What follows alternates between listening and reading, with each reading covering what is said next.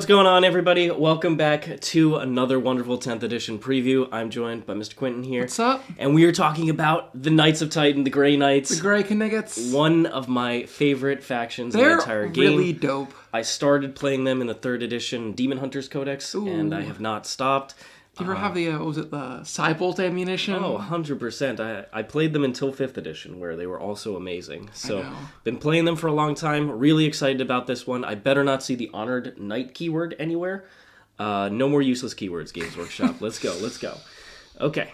So, if you like this type of content, if you like the 10th edition previews that we've been doing, please give us a like, subscribe to the channel, and leave a comment telling us what you think about the Grey Knights preview.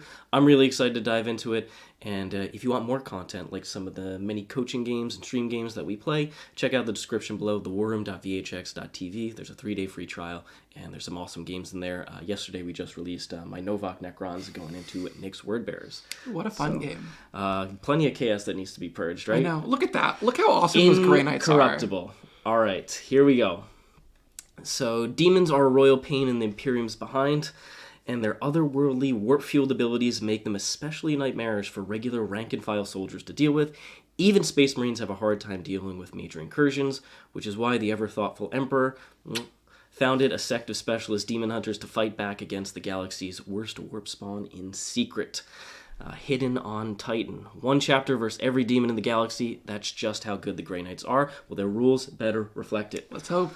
Okay, awesome. I'm interested to see how much demon-specific fighting ability they keep. You know, they started kind of curtailing that in 9th edition. I hope they've continued that trend. I didn't like it. 8th edition was just a little silly, honestly.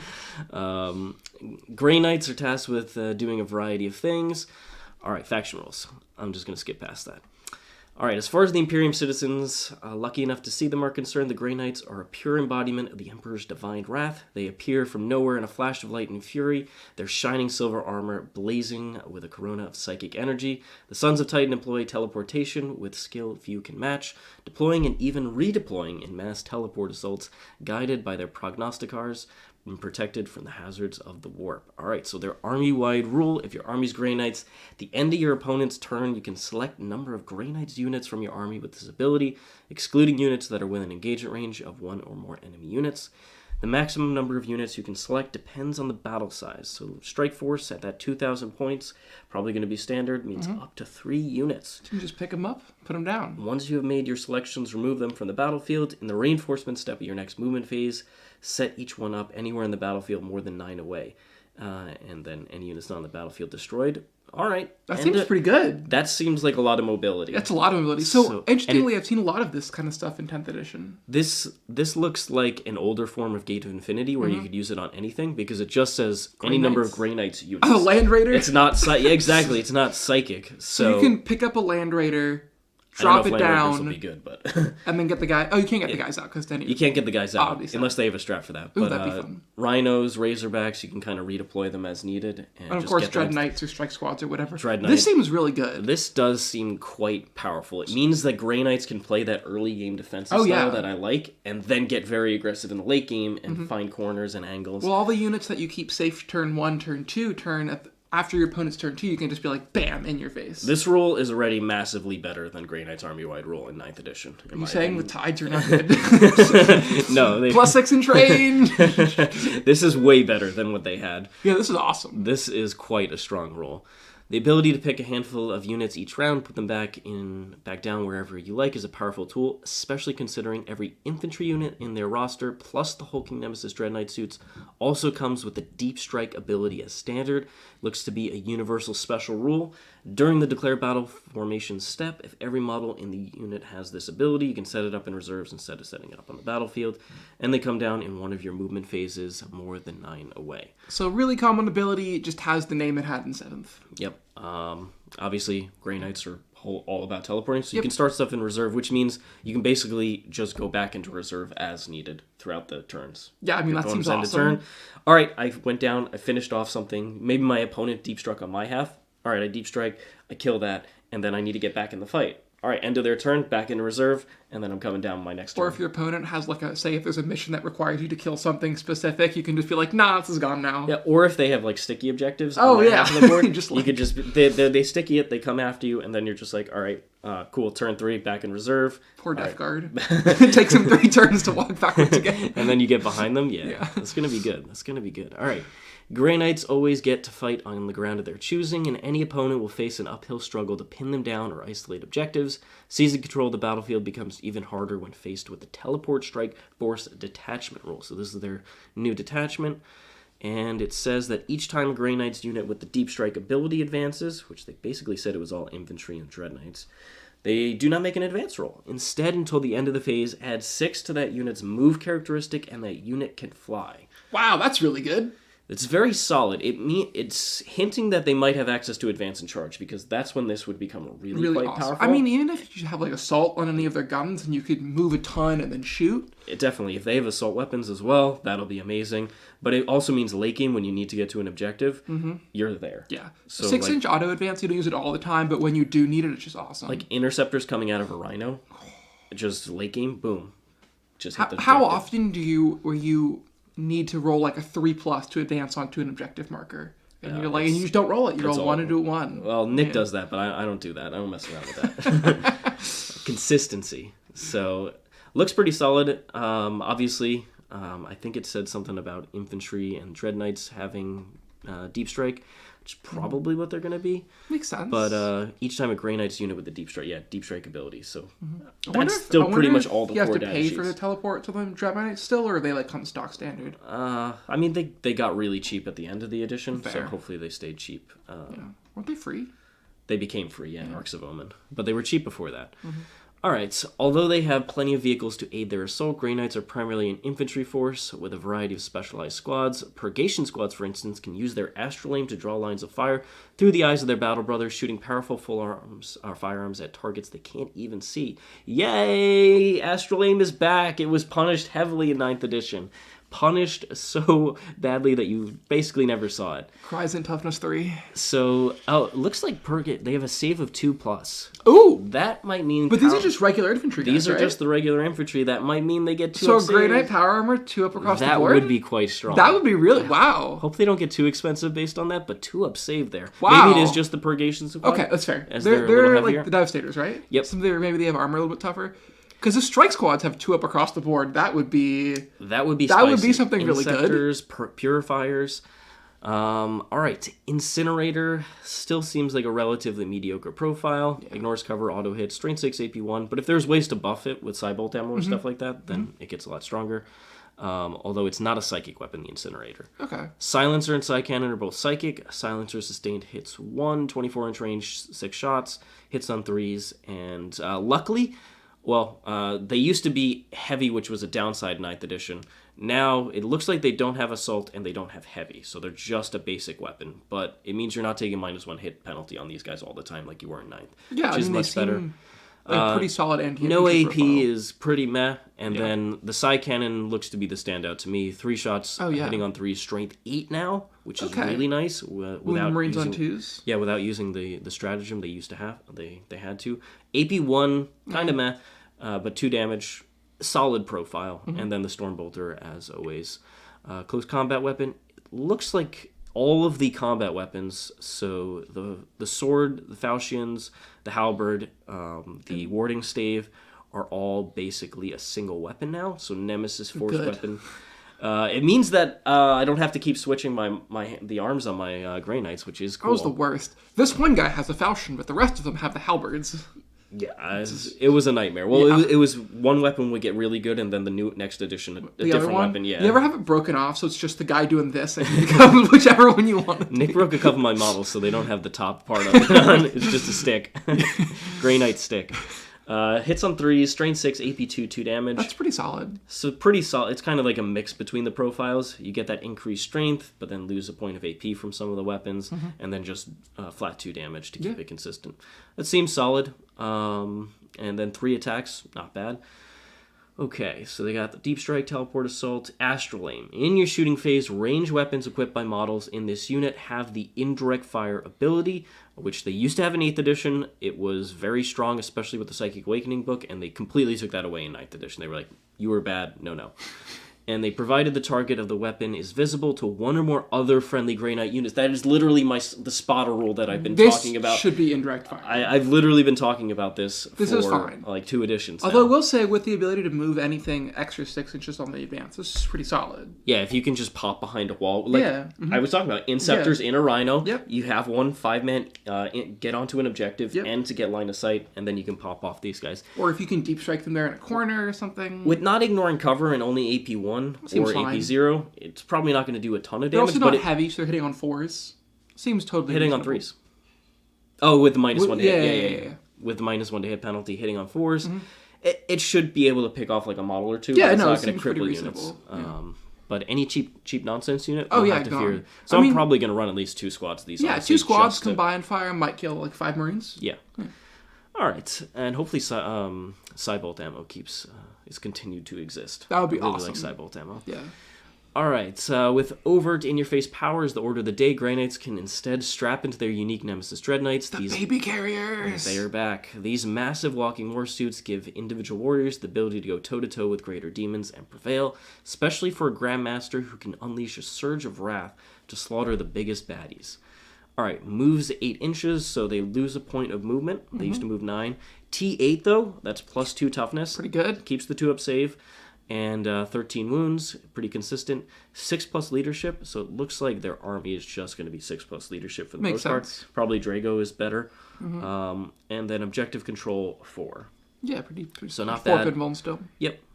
I'm just checking the Purgation squad. So looks like their base ones are... The Strike squad will probably be 2, and then the characters will... This guy's 4, that's solid. All right, so the Gatling Silencer and the Heavy Side Cannon are both psychic. Sustain hits 1 on the Gatling Silencer. It's basically double the number of shots. And BS3, though. BS3. Oh. Grandmaster is losing a point of ballistic skill and looks like weapon skill as well, which is quite surprising, honestly. A Grandmaster? Grandmaster? Grandmaster? Should hit on 2s. What is going on? Strength 6, so gains a point of strength over the regular Silencer, but 0 AP still. Still sad. Still sad, pumpkins. All right, Heavy Incinerator, ignores current cover. 18-inch range, though, so plus 6 inch range off the regular Incinerator. 2d6 shots, and same exact profile otherwise. And then the Heavy Side Cannon, 6 shots, hits on 3s, strength 10 instead of strength 8, but still AP 1, but does gain plus 1 damage to damage 3. Strength 10, damage 3 is not bad, but that AP 1 is going to be... And 6 shots, it's not bad. Yeah. AP 1 is going to be a little iffy, but like I said, usually they lower Grey Knight's AP because they give them access to Cybolt ammo, so I expect that to be somewhere in here. If there's an extra AP shot, AP 2 is like pretty respectable. Strength 10, AP 2, flat 3 damage, I'm totally happy If there's like a that. spell or something to ignore cover as well, then we're really cooking. Well, there is no... It's not ignoring cover on here. Okay. Yeah. Because the spells look like be all on their sheets, so I don't see anything like that. Dreadfists, 6 attacks, hits on 3s, strength 6, AP 1 damage. Wow, Dreadfists are awful. They used to actually be solid. Wow. The Dread Fist, a giant fist on a Dread Knight is awful. Nemesis, Demon Greater, the Great Hammer, 5 attacks, hits on 4s. That's you're really feeling the 5 attacks, hits on 4s. Yeah, the reduction of weapons. Never mind. That's kind of silly. Strength 14 though, AP 3, and then D6 plus 1 damage. So kind of like a combat las cannon. The Great Sword still retains its sweet profile. The strike profile is 5 attacks as well. Hits on 3, strength 10, AP 2, D6 damage. So very swingy still, but you get access to that consistent sweep profile, although it has been significantly nerfed. It loses a point of strength, it loses a point of AP, and a point of damage. Wow. So hits quite a bit less hard. Yeah. Than it does before. So I'm hoping it actually gets a bit cheaper. That would be nice. That'd be nice. Surge of Wrath, Psychic Power. Once per battle round in the fight phase, one model from your army with this ability can use it before resolving its attacks. If it does, until the end of the phase, each time that model makes an attack that targets a monster or vehicle, you reroll hits and can reroll wounds and reroll damage. Okay, so that makes the weapons more reliable in combat. It does make them much more reliable, and honestly, I'd probably take the hammer. Yeah, I think so. I think you take the hammer and just try and go bop something big. if the sweep profile was just actually good, then I would really that's like a terrible sword. sweep profile. It's pretty mediocre. It's only strength 5. So I might honestly like take guardsmen on 3s. I want the dreadknight to smash something big in combat anyway, so I'd probably take the great hammer if I get these rerolls. Although it's not against infantry, so kind of depends on what matchup you need help in. And then he has another ability, Heroism's Favor. Each time you target this model with a stratagem, it costs 1 CP to use, even if the CP cost is higher. So that means Grey Knights must have at least one strat that is 2 CP, is what I'm getting from that. Probably.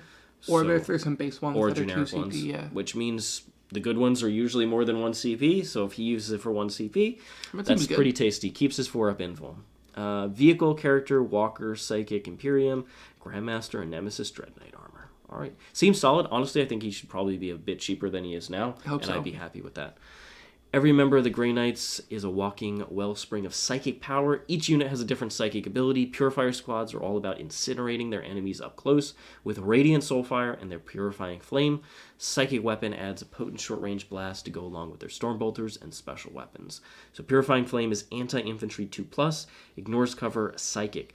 18-inch range, 1 attack, PS3, strength 4, AP 1, 1 damage. So I wonder if this is something every model in the unit is going to be equipped with. It better be, because this is just horrendously awful. If that's one dude in the squad, you're just like... I have to assume it's every model in the squad gets it. Kill one guardsman sometimes. So you'd have between 5 and 10 models with this. So 5 shots, ballistic skill 3, strength 4, AP 1, 1 damage. It does ignore cover. That is nice. Anti-infantry 2+. But frankly, Grey Knight's whole thing is that they are They have a ton of anti-infantry weapons. Yeah, get Stormbolters out the wazoo. Stormbolters, silencers, side cannons. All of it is basically anti-infantry, even though it doesn't have that tag. So it doesn't. You don't really need more anti-infantry. I do like that it's 18-inch range, so you don't have to be literally next to your opponent to use it. Yes, nice. Isn't it like 3-inch range right now? No, it's 9 inches. Oh, okay. Yeah, not 3-inch range. Get out of here. I don't play Grey Knights. Yeah, you play Eldar, you're like, every power is 30-inch range, and well, doesn't need line of sight. You move 44, then you cast it, then you move 44. It's ridiculous. Yeah. Okay, so that seems pretty mediocre. Hopefully Purifiers do something else and have some good rule on their data sheet, because this is not getting me excited. No. Stratagem Spotlight. Many of the teleport strikes for stratagems take advantage of their coming and going. That's synergy, Great Games Workshop. We didn't have that in 9th. I want it. Going by granting boons to units that just arrived by Deep Strike or Teleport Assault, enforcing their role as a series of precise hammer blows that land wherever the enemy doesn't want them. Keeping your limited numbers safe during these dangerous maneuvers is of paramount importance. Fortunately, enemy marksmen have serious trouble aiming at squads haloed in Soul Fire. Love the name of the strat. 2 CP. Okay, here we go. Your movement phase. Target 1 Grey Knight's Psyker unit from your army that is arriving from Deep Strike or Teleport Assault abilities, which is their army-wide rule to go back into reserve. Until the start of your next movement phase, your unit cannot be targeted by ranged attacks unless the attacking model is within 12. That is amazing. I'm going to use that all the time. You know what that combos really well with? What? Is Rapid Ingress. Rapid Ingress? Yeah. Oh, yeah. Deep down in your opponent's turn. Easy with your hand. Come down in your opponent's turn, 12 inches away, and then they can't shoot you. That is very strong. Yeah. That's a lot of CP. That's a lot of CP. So hopefully hopefully Grey Knights have some sort of CP regen ability, but that is quite strong. Yeah, it seems really good. That is very, very strong. Okay. Big fan is 2 CP, so you're not just using it all the time, and obviously it has to be a unit coming in from Stratagems reserve. have all been pretty good this edition. But that is very strong. Yes. Think of all those like defensive shooting armies that Grey Knights typically can struggle against because they don't want to get into a shootout. They need to get into combat. Well, guess what? This is the best way to do it. So that seems like an amazing strat, honestly. A little pricey, but quite strong. Until the start of your next movement phase. Yeah, pretty solid. Okay. All right. So when a charge unit hits home and those Nemesis force weapons start chopping, extra motes of psychic power can be channeled directly into the blades themselves, wreathing swords and halberds and searing flame that slices through armor and potentially even invulnerable safes with each radiant strike. Oh, Chad is pointing out you can't use Rapid Ingress. It's your movement phase. Oh, that's sad. That's fine. Yeah. You just come down, you go up into reserve end of your opponent's turn, you come down yours, and you're like, boom, it's in front of your army, but away from your firepower. You can't shoot it. Still a good strat. Yeah, it's a good strat. And I don't really want to be spending 3 CP. So, Radiant Strike, 2 CP as well. So Grey Knights do have a lot of 2 CP strats, it seems. Fight phase, 1 Grey Knight Psyker unit from your army, so just any of the Psyker units. Till the end of the phase, no Land Raider. Melee weapons equipped by models in your unit with the Psychic ability also have Devastating Wounds. Ooh. So it looked from the lovely Purgation Squad that it was flat 2 damage here. So that could be, with 3 attacks each on, say, like a 5-man unit that's 15 attacks. You could have a 10-man unit for 30 attacks. That's probably where you'd actually use 2 CP. That sounds pretty good. So very much incentivizing a larger squad here to get value out of this. But I imagine this is where Terminators come into play. Or Paladins. And you just pop off. Because if they still have access to the flat 3 damage hammers, that's... wow, that'll do a lot of damage. So, little pricey on the stratagems here, which makes me think that Grey Knights have some sort of CP reduction outside of the Grandmaster ability. Or maybe there's some dude who has, like, extra CP something. But at least they're both good stratagems that can define a game. When I need to pop off mortals on somebody, I'm doing this. Oh, yeah. Okay. The Grey Knights are an indomitable force of empirically charged Space Marines who make their regular Adeptus Astartes look friendly by comparison. Explains Scott from the Warhammer Design Studio. They're famed for appearing seemingly from nowhere, especially when the denizens of the warp are involved. And this has been reflected in their army rule and detachment rule, giving them unparalleled mobility at all times during the battle as they rapidly reposition to adapt to threats. Grey Knights have also become tougher and more elite, as befits their reputation and tactics. That is true, with many units gaining an improvement to their save characteristic, often to 2+. Ooh. So that probably means that all the basic kind of infantry models are now 2+. Terminators obviously already had it, but it looks like the infantry are going to have 2+ save, which is a big boon. Including the servitors? You think the servitors are going to have a 2-up save? I doubt the servitors get the 2-up save, but if they do, I will definitely take them. Their psychic abilities also focus on their mastery of the warp to improve their prowess, rather than directly harming their foes. After all, none know better the perils of the warp. I really like the Grey Knight rules. I think they have a very good detachment rule and very solid, they have a very good army rule. The detachment rule seems solid. If they have access to advance and charge, it's absolutely amazing. Mm-hmm. If they don't, it's still a very solid ability to make sure you score points and let your Astral Aim Purgators actually get to see things. Yeah, this does seem pretty good. So it looks like there's a lot of synergy in this book, which is a heck of a lot more than the 9th edition book. So Scott, if you were the main man on this one, well done, my friend. I'm looking forward to the rest of this book. I'm very excited about it, and I can't wait to see what Paladins do. Please no Armored Knight or Honored Knight keyword. So let's see. Our faction series continues next week as we delve into the final few factions remaining, starting with Drukhari! the army that you love, woo! The Druki. Finally. So, I hope we see what Incubi do. Hopefully. I mean, Drukhari were a very strong army for a lot of 9th edition, so I'm excited to see what they get in this one. It honestly was fun. Once they were nerfed, they were a fun army to play against. Yeah, because everything died. Everything died, but it was an action-packed game. So I'm looking forward to seeing what they do. But otherwise, hope you enjoyed this one. I'm very excited for Grey Knights in general. I really like seeing some of these rules. I think it looks like there's going to be a very synergistic type of rules focus in this one, instead of just being pure data sheets, which is 9th edition. Wasn't a huge fan of that, even though Grey Knights were very good at certain periods of 9th. They just didn't have the same level of synergies as other armies. I think we're finally getting that here. So great job, Games Workshop. Yeah, I'm really excited for the Grey Knights. All right. Thanks, everybody, for joining us. If you liked this one, please go ahead and check out, or please like this video, subscribe to the channel, and leave a comment letting us know what you think of the Grey Knight rules that they previewed so far. And please take a look at some of the other content we've been putting out. And if you like all the stuff that we've been doing and want more as we head into the summer, click the description below, thewarroom.vhx.tv, which is our War Room service. There is a ton of content in there. There's a lot of games, a lot of high-level games. So please do check it out. There's a 3-day free trial, and we hope to see you in there. Thanks so much for joining us, and looking forward to seeing what everybody says in the comments below. I know, I'm excited. All right. Thank you, everybody. We'll see you all next time. So long for now. Thanks for joining us.